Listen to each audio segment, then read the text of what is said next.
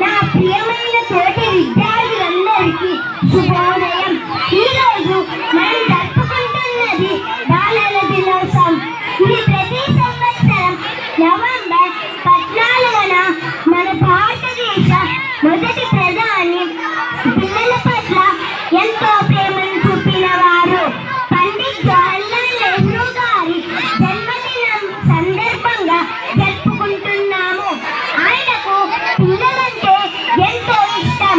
అందుకే ఆయన పుట్టిన రోజును మనం బాలల దినోత్సవంగా జరుపుకుంటున్నాము.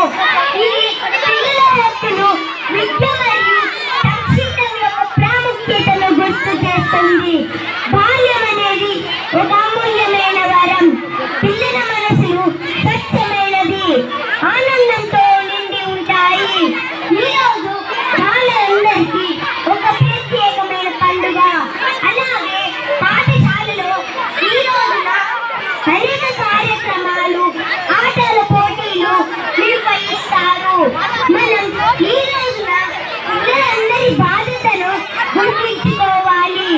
వారి మంచి విద్య, ఆరోగ్యం మరియు సంక్షిప్తమైన భవిష్యత్తును